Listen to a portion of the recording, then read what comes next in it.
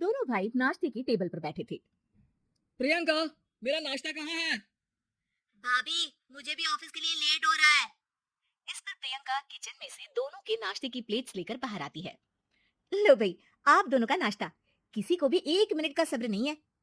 ये प्रियंका का ससुराल है, जहाँ कोई औरत ना होने की वजह से शादी वाले दिन से ही घर के साथ दोनों भाइयों की जिम्मेदारियां प्रियंका संभाल लेती है। दोनों भाई शांति से नाश्ता कर रहे होते हैं कि अंकुश अपने भाई की प्लेट से पराठे का एक टुकड़ा उठा लेता है। आपको पता है ना, मैं खाना शेयर नहीं करता, फिर भी मेरे प्लेट में से खाना जरूरी है क्या? अरे हद हो गई है, मुझे नहीं खाना अब। अंकुर गुस्से में नाश्ता छोड़कर टेबल से उठ खड़ा होता है। अरे, ये कैसा बिहेवियर है अंकुर? एक टुकड़ा ही तो है। एक हो या आधा, मुझे भूख लगी है तो ये सिर्फ मेरा ही है। उसे भी किसी के साथ शेयर करने बैठा तो भूखा नहीं रह जाऊंगा। अरे बाबा ठीक है, अब इस पर भी लड़ाई। दूसरा बना देती हूँ, पर प्लीज ऐसे खाना बीच में छोड़कर मत जाओ। इससे अन्न का अपमान होता है। ओ प्लीज भाभी, ऐसी कोई चीज होती ही नहीं है। आपके पास पैसे हैं, खरीदो और खाओ।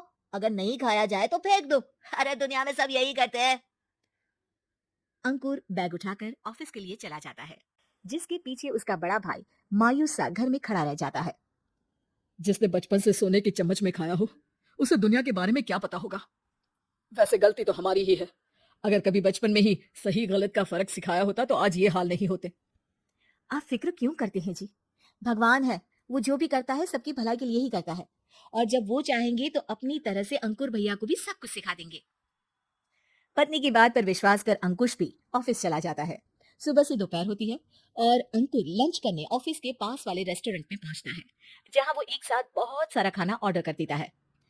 सर, क्या कोई आपको ज्वाइन करने वाला है? नहीं तो क्यों? अब कुछ नहीं सर, ऐसे ही। वेटर चला जाता है और कुछ देर में अंकुर का ऑर्डर लेकर वापस आता है, जिस पर अंकुर सब डिशेस में से थोड़ा थोड़ा खाकर बाकी ऐसे ही छोड़कर बिल देकर चला जाता है।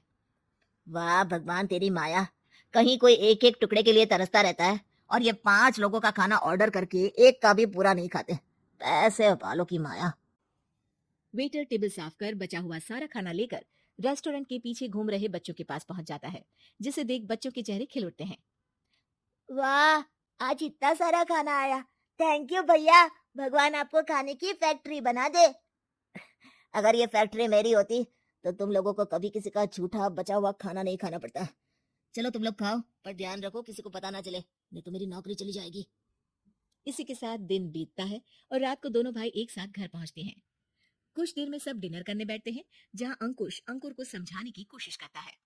अंकुर, अगर हमें लाइफ में सब कुछ मिला है, इसका ये मतलब नहीं कि तुम उसका गलत फायदा उठाओ, बल्कि तुम्हें उसकी मदद से दूसरों को भी मदद करनी चाहिए।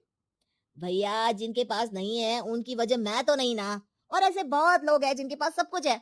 इसलिए अगर मैं एक इंसान कुछ नहीं करूंगा तो कोई फर्क नहीं पड़ने वाला।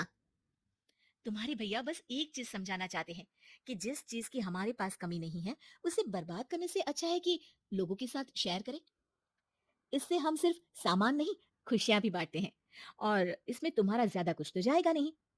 भैया भाभी की बात सुन अंकुर कुछ बोले बिना उठकर चला जाता है। इसी तरह दिन बीतते रहते हैं, जिसमें अंकुश और प्रियंका कोशिश तो बहुत करते हैं, पर अंकुर पर किसी भी चीज का कोई असर नहीं पड़ता। एक दोपहर अंकुर सैंडविच खाते हुए सड़क के किनारे चल रहा होता है। तभी उसकी नजर आइसक्रीम वाले पर पड़ती है और वो सैंडविच सड़क किनारे फेंक आइसक्रीम खरीदने पहुंच जाता है। अब इसे कहते हैं जिंदगी का सुख। जैसे ही अंकुर आइसक्रीम लेकर पीछे मुड़ता है, तो एक आदमी को सड़क से वही सैंडविच उठाते हुए देखता है। वो आदमी बहुत कमजोर, गरीब, जैसे बहुत दिनों से खाना ना खाया हो वैसा लग रहा था। अंकुर उसके पास जाकर खड़ा हो जाता है। उसे देखकर आदमी सैंडविच अंकुर की तरफ कर देता है। आपको भी खाना है क्या? क्या हम इसे आधा आधा कर ले? मुझे बहुत भूख लगी है। वो मेरा ही झूठा सैंडविच है। तुम दूसरा खरीद कर क्यों नहीं खा लेते?